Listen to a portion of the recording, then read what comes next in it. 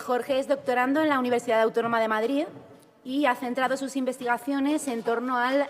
patronazgo devocional del primer duque de Lerma. Más concretamente, en torno a los relicarios que atesoró en varias de sus fundaciones y en la devoción personal que profesó hacia ciertos santos. Y relacionado con ello, hoy nos va a presentar esta ponencia titulada Identidad, legado y fascinación, las reliquias, los relicarios y los santos del primer duque de Lerma. Muchas gracias, Jorge.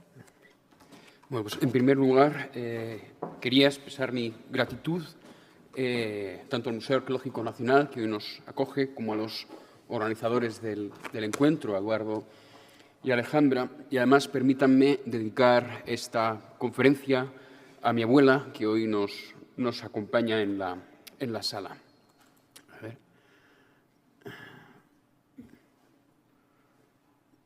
Ahí estamos. Muchas gracias. En el día de hoy quisiera reflexionar con ustedes sobre una cuestión que creo que por el momento ha recibido poca atención. Esto es al funcionamiento de la santidad nobiliaria durante la Edad Moderna, sus mecanismos, su obtención o la fascinación que generaba dicha condición en el estamento nobiliario y, por ende, también a la creación material, artística o no, derivada de ello. Esto ha hecho que quisiera dividir esta intervención en dos partes. Por un lado, un acercamiento al concepto de santidad surgido de la producción literaria de los siglos XVI, XVII, su significación, la dificultad de alcanzar este estadio por parte de los linajes nobiliarios y algunos ejemplos tanto exitosos como fallidos. Y por otro, el resultado político, social y artístico surgido de algunas devociones personales del valido del rey, Felipe III, el duque de Lerma. Y a todo ello nos pone en contexto el 17º capítulo del libro de Historia para entenderla y escribirla del historiador Luis Cabrera de Córdoba, quien expone cómo se deberían redactar estas vidas de los santos. Y aquí cito literalmente: escríbanse las historias de los linajes y admirables por virtud, nobleza, heroicos hechos y grandeza de estados notables. Estos miramos e imitamos. Mueve más la pintura que más verdaderamente muestra los afectos del ánimo, y la historia prueba mejor las costumbres de las gentes. Las palabras de Cabrera son del todo elocuentes para profundizar en varios temas que, por razones de espacio y tiempo, no podría abordar como se merecen. Pero no obstante, y en resumidas cuentas, lo que hacen es volver a patentizar un tópico literario surgido hacia el siglo XII, en el que se enfatizan los valores nobiliarios de un santo, dando como resultado la construcción hagiográfica y estandarizada y difundida entre las edades media y moderna, que buscaban vincular a los santos con los linajes. Y ello tiene que ver con dos aspectos. El hecho de que la santidad se regía por un esquema jerárquico, es decir, aquellos cortesanos celestiales pertenecientes a un estamento nobiliario o linaje real eran más influyentes que el resto por un hecho elemental, ya que renunciaban más al entregarse a una vida de reverencia que los pobres. Algo que se manifiesta en una elocuente frase del genealogista Tomás de Muniesa, que se refirió a las diferencias entre la condición nobiliaria de un santo o la carencia de ella mediante la siguiente metáfora: la condición de un santo es como engastar una preciosa margarita en bronce, en plata o en oro. Y a esa búsqueda de la denominada nobleza teologal,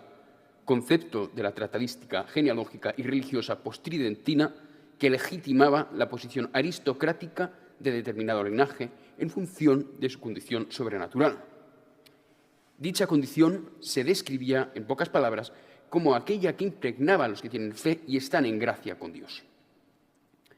De esta última acepción se deduce que no solo son los nobles quienes podían llegar a este tipo de nobleza, sino que cualquiera podía llegar a hacerlo, algo que hemos de relacionar estrechamente con el libre albedrío. Sin embargo, los grandes linajes no solo tenían la obligación de alcanzarla para considerarse como tal, sino que debían legarla para que se hiciese perenne en un imaginario colectivo. tal como recoge Pedro de Rivadeneira en la primera geografía de Francisco de Borja, dedicada a Felipe II en 1592, leyendo las vidas de los santos, sabemos lo que ellos hicieron, y por haberlo hecho ellos, debemos esperar que también nosotros lo podremos hacer, pues somos todos formados del mismo barro y el fervor de Dios nunca falta de su parte. Dicho esto, no solo buscaban acercarse a la figura de los santos, sino también emparentarse con ellos, puesto que esto les proporcionaba una legitimación cualitativa y una carga simbólica muy concreta. Pongamos, por ejemplo, el caso de Fray Felipe Colombo, quien escribió la geografía de San Ramón Nonato, dedicada a Catalina de Aragón, Folch y Cardona, en 1676, disculpen.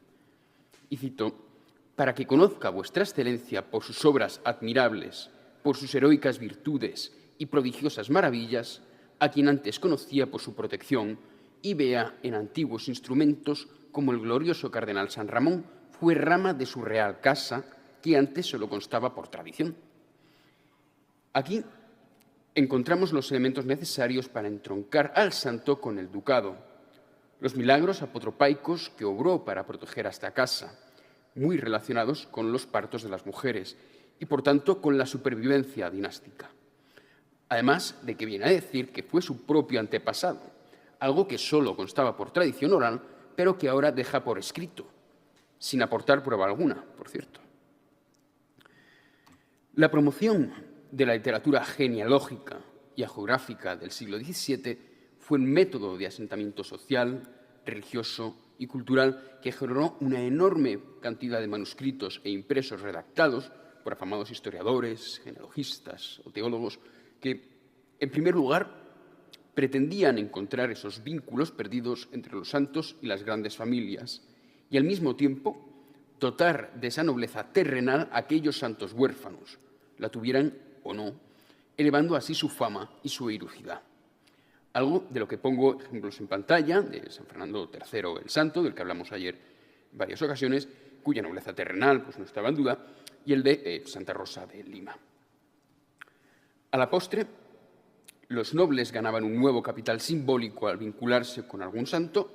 y por otro lado, los santos eran susceptibles a ser esas grandes joyas celestiales definidas por Pedro Medina, al haberlo sido previamente en la tierra. Todo este panorama da pie a pensar que, aunque la nobleza no pudiera hacer santos por sí misma, sí que podía ayudar a resaltarlos e influía de forma determinante en los procesos de beatificación y canonización. De hecho, en gran medida ha de entenderse a raíz de las coincidencias existentes en los constructos narrativos de estos textos, cuyas características básicas podrían resumirse en tres: la exaltación de un santo a consecuencia de sus milagros o virtudes teologales, su comparación con alguna persona de un linaje concreto, normalmente alguien remarcable, su parentesco gracias al fortuito descubrimiento de documentos o la descripción de algunos costados familiares. A fin de cuentas, esta literatura se basaba en una serie de colecciones: quién escribía la obra, qué santo más o menos prestigioso se debía exaltar, con quién se debía comparar, qué milagros eran los más adecuados o qué vinculación tenían que tener con la familia que los alzaba. Por su parte, quien promocionaba a un santo concreto podía llegar a reivindicarlo como particular de un linaje, de una comunidad, de una orden religiosa, de una ciudad, puesto que todo dependía de qué santo y para qué servía el hecho de magnificarlo. Y ahora déjenme ponerles unos ejemplos concretos de esta amalgama de ideas para atisbar tanto la importancia como la necesidad que tenían estos linajes, así como otras entidades a la hora de crear santos, o de al menos intentarlo. Primer caso, pues el de San Luis Gonzaga, clérigo italiano venido de una familia importante nobiliaria italiana, a la que desafió tras ingresar como miembro de la Compañía de Jesús. Una vez fallecido, fue elevado a la condición de beato en 1605 y desde 1606 su hermano menor, Francisco Gonzaga, instaba al Papa para que le canonizara. En este punto creo que vale la pena detenernos en las palabras que le dedicó que fue su primera hagiografía, compuesta por Virgilio Keppari, el gran biógrafo jesuita de su tiempo, donde resuena la carga simbólica y familiar dinástica y al mismo tiempo la veneración popular que propagaba, comúnmente venerado por medio de pinturas y bronces. Otro caso de estudio podría ser el de San Carlos Borromeo, cuya canonización tuvo lugar tan solo 26 años después de su fallecimiento, motivada esta vez por una doble causa. La congregación eclesiástica de los Oblati di San Ambrogio di Milano, fundada por el propio Borromeo, y por parte de su primo hermano, el cardenal de Milán Francisco Federico Borromeo, quien dispuso todo lo posible para llevar a cabo el proceso, algo que se adentra en otros ladres al confluir este doble interés en esta canonización, el de la propia familia, que se benefició de la gloria de uno de sus más destacados miembros, y la repercusión que obtuvo la congregación de los Oblatos de San Ambrosio, puesto que ésta aumentó con un santo entre sus filas. Una obra que, a diferencia de la anterior, fue escrita además por un noble milanés, Giovanni Pietro Giussano, que se dedicó a escribir otras obras de carácter hagiográfico y devocional que involucraba directamente a la nobleza del periodo en la devoción pública con el motivo de resaltar la ciudad de Milán, algo que vuelve a incidir en la multiplicidad de motivaciones que conllevaba la producción de una geografía concreta. De igual manera que algunos linajes ayudaban a crear o a favorecer a algunos santos y a menudo tenían éxito, otras veces no lo conseguían. Tal es el caso de Juan Álvarez de Toledo, cuarto conde de Oropesa, con esta geografía, con este breve tratado de las virtudes de don Juan García Álvarez de Toledo, cuyo tratamiento específico es el de santo. Y fijémonos, por ejemplo, en uno de los párrafos más elocuentes que de nuevo aúna estos conceptos de nobleza política y nobleza teologal. Y siendo toda su vida la virtud y ejercicios de ella, fue tan grande su acierto y prudencia que por ser santo nunca dejó para ser gran señor, ni por ser gran señor dejó de ser santo, sino que tenía tan talento y capacidad para dar en el blanco de lo que es ser señor y tanta discreción y luz en el cielo para penetrar en lo esencial de la virtud y santidad de un príncipe.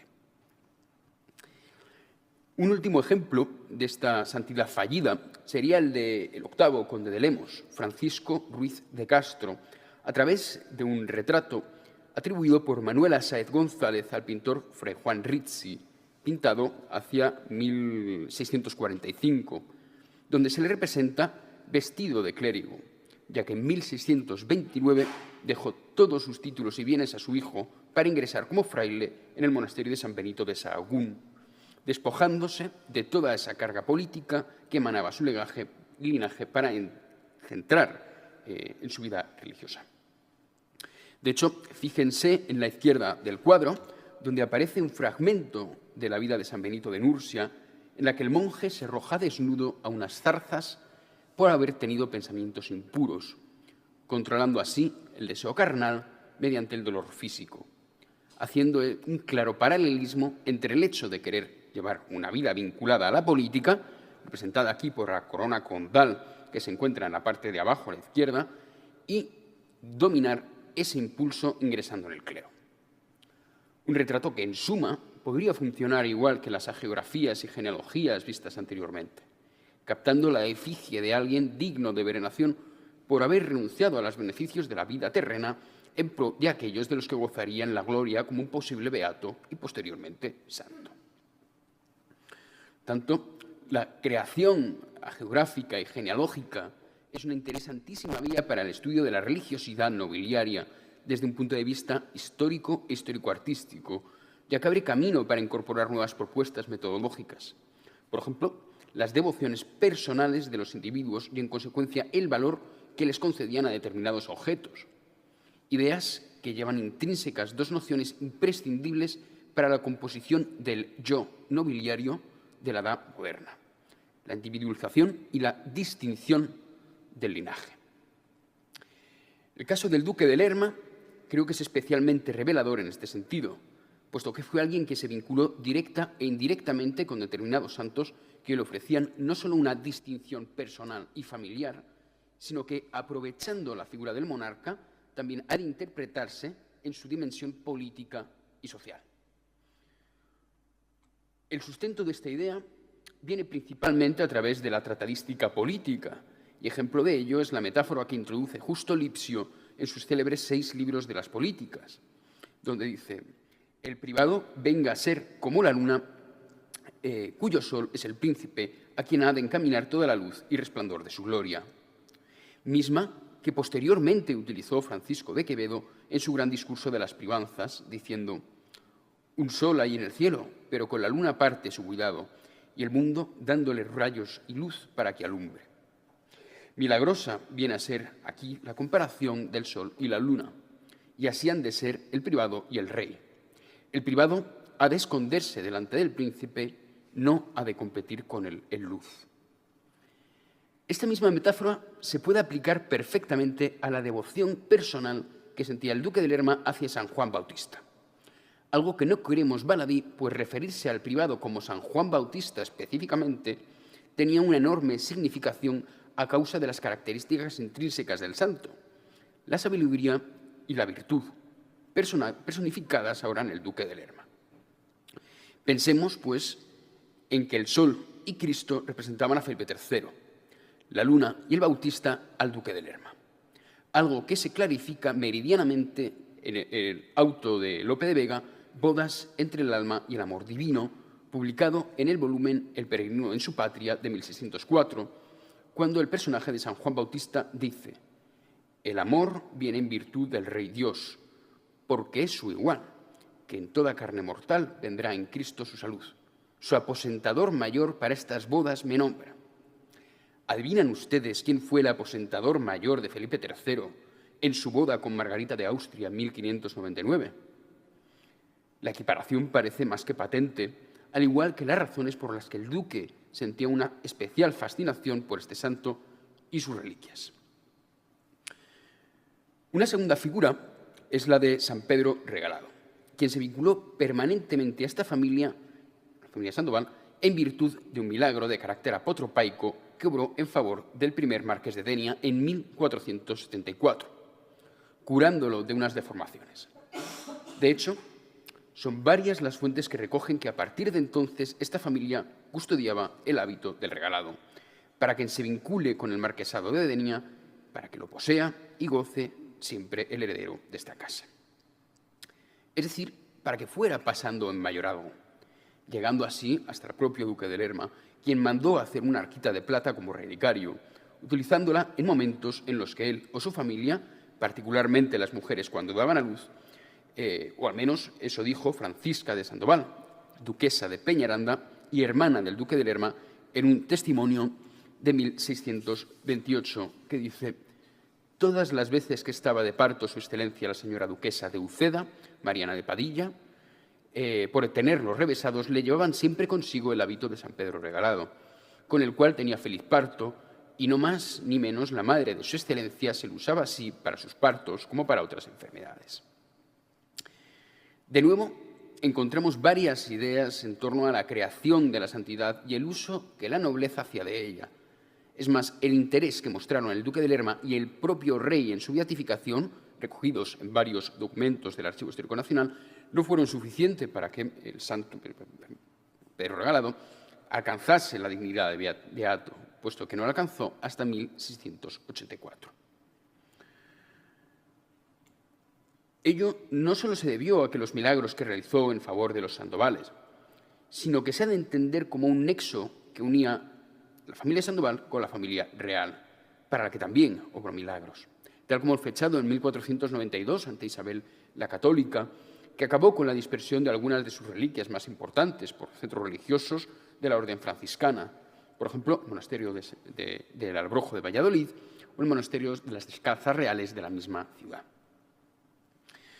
Aunque más notorio fue el realizado en 1610 en Aranda de Duero en favor del príncipe Felipe, futuro Felipe IV, y recogido por el cronista Diego de Guzmán, que narra como una de las reliquias del regalado le salvó de unas fiebres, y cito literal, que convirtieron el letargo de la muerte en sueño de vida. En este sentido, la devoción de los Sandovales se debe interpretar desde distintos acercamientos no excluyentes. una perspectiva identitaria e individual, gracias a los milagros que obró en favor de su linaje, y como una manera de contar con una devoción particular en común con el monarca, puesto que esto no dejaba de ser una forma de asociación, incluso de semejanza. En último lugar, tenemos el caso de Francisco de Borja, cuarto duque de Gandía, tercer general de la Compañía de Jesús, abuelo materno del duque de Lerma y santo patrón de la nobleza, ya que de una forma u otra conectaba con muchas de las casas nobiliarias españolas e italianas del momento. Fue el propio duque de Lerma, bajo el amparo del rey Felipe III y la Compañía de Jesús, quien inició los procedimientos necesarios para elevarle a la categoría de santo. De hecho, esto se recoge en la traducción al italiano de su primera gran biografía dedicada al cardenal Gaspar de Borja y escrita de nuevo por Rivadeneira, que reza de la siguiente forma: el ilustrísimo y excelentísimo señor duque de Lerma, nieto del cardenal, de este gran padre e hijo de una de sus hijas, promueve el proceso de su canonización, aquí debería ser beatificación, y el rey católico, los reinos y las iglesias de España. La devoción que sentía el duque de Lerma hacia su abuelo no solo era por el grado de consanguinidad que compartían, sino por el mismo Sandoval quiso seguir sus pasos desde una temprana edad al manifestar su voluntad de ingresar en la Compañía de Jesús. Hecho en 1618, una vez retirado de la corte, volvió a intentarlo, aunque siempre obtuvo una negativa. Este proceso de beatificación y, en consecuencia, su consecuencia más inmediata, que el ducado de Lerma incorporara a un beato entre sus ascendientes en un momento en el que el panorama político era cuanto menos delicado, creemos que ha de entenderse desde una serie de perspectivas políticas, sociales, económicas y religiosas materializadas en diferentes soportes. El propio duque de Lerma, los duques de Gandía, además de los religiosos de la Compañía de Jesús, propagaron la efigie de San Francisco de Borja, pudiendo poner el ejemplo de los retratos de Juan Sariñena, Alonso Cano, o la escultura de Juan Martínez Montañés, obras realizadas en 1624, así como la dispersión de sus reliquias por entidades de patente importancia, tal como el Oratorio de San Francisco de Borja en el Palacio Ducal de Gandía, el Convento de las Descalzas Reales de Madrid o el Seminario de San Carlos Borromeo de Zaragoza. Objetos que, aunque en la actualidad son obras de arte de pleno derecho, nacieron con la voluntad de patetizar los orígenes del santo, sus milagros, su religiosidad y, por supuesto, el amparo que ofrecía a sus familiares. Por último, aunque fueran pocos, el válido también tuvo ciertos tropiezos a la hora de fabricar esta nobleza teologal. De hecho, quizá fueran más de los que a priori podríamos pensar. Veamos en este sentido esta preciosa portada firmada por Pedro Perret, escultor real, en 1608, en la que encontramos tanto el escudo del duque de Lerma, en la parte superior, como al propio duque en posición orante, una figura quizá inspirada en la escultura que Lesmes del Moral finalizó el año anterior. Lo interesante de todo ello es que aparece rodeado por cuatro religiosos fallecidos entre los siglos XIII y XV, que no habían sido canonizados, aunque aparecen aquí nimbados, a los que por algún u otro motivo quería ensalzar: Pedro Nolasco, Pedro Armengol, Raimundo de Peñafort y Juan Guilabert Jofré. No por casualidad, todos santos levantinos, concretamente de las zonas de Cataluña y Valencia. Tal como podemos evidenciar, el duque de Lerma quería participar de las virtudes que emanaban estas figuras y al mismo tiempo remarcaba la veneración pública de la que eran partícipes, fundamentalmente en el caso de Armengol y Guilabert. Además, enfatizaba su vinculación valenciana, porque en definitiva también era marqués de Denia. Esta promoción ageográfica no salió como lo esperaba, puesto que ninguno de ellos se terminó de vincular con el linaje y la canonización de 3 de ellos se produjo a finales del siglo XVII, gracias a la promoción de otras familias nobiliarias, y la de Guilabert nunca se llegó a producir. Como hemos querido evidenciar, el discurso de la santidad postridentina estuvo marcado y guiado por las élites nobiliarias del momento. Ello se argumenta debido a su voluntad de tener a un ente que hubiera pertenecido a su linaje y que ahora gozase de esa condición más excelente y virtuosa a la que una persona podía llegar, la de santo. Si esta naturaleza sagrada se encontraba en el antepasado de un linaje, no solo lo hacía cualitativa y moralmente superior, sino que también lograba que su descendencia estuviera bajo el amparo y quedara protegida de cualquier tipo de mal. Un proceso al que se fueron sumando distintas entidades de diferentes estados europeos y posteriormente americanos, a los que, a través de peticiones o voluntades individuales, de un noble, de un propio monarca, de un religioso, que debía, sin embargo, ser asumida por toda la sociedad para que funcionase. Es decir, debía reconocerse como una santidad global aceptada por el orbe católico. Para ello, el arte y la literatura se conformaron como recursos especialmente privilegiados con los que la nobleza del siglo de oro buscó perpetuarse en el tiempo, vinculando su linaje a la santidad. Al fin y al cabo, identidad, legado y fascinación no fueron solo efectos de la devoción, sino las primeras manifestaciones del proyecto de nobleza teologal que este estamento construyó para sí mismo. Muchas gracias por su atención.